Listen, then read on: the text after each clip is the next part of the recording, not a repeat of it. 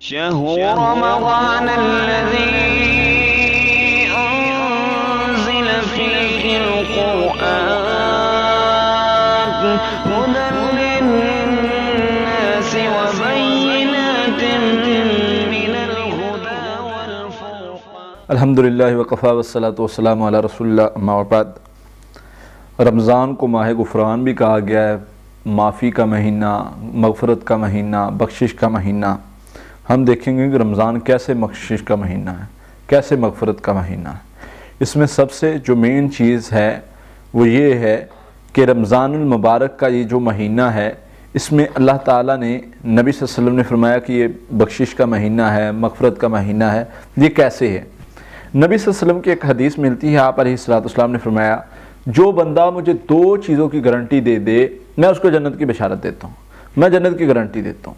2 چیزوں کی وہ بندہ گارنٹی دے دے کہ ان کا صحیح استعمال کرے گا. ان میں پہلی چیز زبان ہے، دوسری چیز شرمگاہ ہے. جب بندہ روزہ رکھتا ہے تو یہ دونوں چیزوں سے محفوظ ہو جاتا ہے، یعنی دونوں چیزوں کو محفوظ کر لیتا ہے، ان کی حفاظت کرتا ہے. تو نبی صلی اللہ علیہ وسلم نے فرمایا کہ جو بندہ ان کی حفاظت کرے گا میں جنت کی گارنٹی دیتا ہوں. اب رمضان جب پورا رمضان یہ ان کی حفاظت کرے گا تو ایٹومیٹکلی نبی صلی اللہ علیہ وسلم کی اس بشارت کا یہ مستحق بن گیا. ایک ذریعہ یہ بنا کہ رمضان ماہ غفران ہے، انسان کی بخشش کروانے کا، انسان کو جنت دلانے کا، انسان کو جہنم سے آزاد کروانے کا. دوسرا، اللہ کے نبی صلی اللہ علیہ وسلم نے فرمایا جو بندہ رمضان کے دنوں میں قیام کرتا ہے راتوں کو، من قام رمضان ایمانا و احتسابا غفر له ما تقدم من ذنبہ، جو بندہ ایمان اور ثواب کی نیت سے روزے رکھتا ہے اللہ تعالیٰ اس کے پچھلے گناہ معاف کر دیتے ہیں. تو یہ روزے رکھتا ہے اور قیام کرتا ہے، دونوں کی الگ الگ حدیثیں ہیں. من صام رمضان من قام رمضان، دونوں کے بارے میں الگ الگ فرمایا. جو روزے رکھتا ہے ثواب اور ایمان کی نیت سے اس کو بھی اللہ معاف کر دیتے اس کے گناہ. جو قیام کرتا ہے ایمان اور ثواب کی نیت سے اللہ تعالیٰ اس کے پچھلے گناہ معاف کر دیتے. تو پتہ چلا رمضان میں ہم کہاں ہماری 20 30 40 50 سال کے گناہ اور کہاں 1 مہینے کی محنت. کوئی سودا مشکل تو نہیں ہے، کوئی بڑا کام تو نہیں اللہ نے کہہ دیا. 1 مہینہ ذرا کیا ہے، اگر ہم 1 مہینہ ذرا اپنی خواہشات کے پیچھے نہ لگیں گے، 1 مہینہ اگر ہم اپنے نفس کی خواہشات کو کچلیں گے اور اپنے نفس کو کچل کے مسلح پر کھڑے ہوں گے تو کیا ہونے لگا ہے؟ یہ سودا زیادہ مہنگا تو نہیں ہے.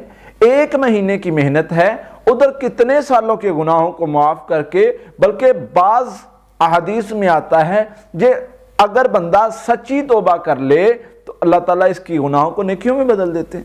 تو اس لیے سمجھیے وقت ہے، آج موقع ہے. یہ ماہ غفران، یہ بخشش کا مہینہ. یہ بہت سارے لوگ پچھلے رمضان میں ایسے تھے جو اس رمضان میں نہیں ہیں اور پتہ نہیں اگلے رمضان تک ہم نے ہونا ہے یا نہیں ہونا. اس لیے اللہ کے لیے سمجھیے اس بات کو اس سے پہلے کہ ہمارا وقت آ جائے. اللہ کے نبی صلی اللہ علیہ وسلم نے فرمایا بہت سے لوگوں کو اللہ تعالیٰ اس مہینے میں جہنم کی آگ سے آزاد کرتے ہیں. اس کو ماہ غفران ایسے نہیں کہا گیا. بہت سے لوگوں کو جہنم کی آگ سے آزاد کیا جاتا ہے اور بہت سے لوگوں کو افطاری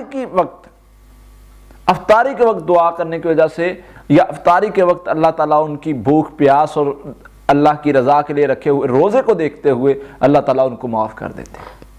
تو اس لیے آج وقت ہے، آج موقع ہے. آج ہم اللہ کو منا لیں، اپنی نفس کی خواہشات کو چھوڑ دیں، اللہ سے قوت مانگیں. ہم پڑھتے ہیں نا لا حول ولا قوت الا باللہ. اللہ نیکی نہیں ہم کر سکتے، اس کا معنی بڑا پیارا ہے. نیکی ہم کر نہیں سکتے، گناہ سے بچ نہیں سکتے تیرے علاوہ. تو ہماری مدد کرے تو دعا کرتے رہا کریں.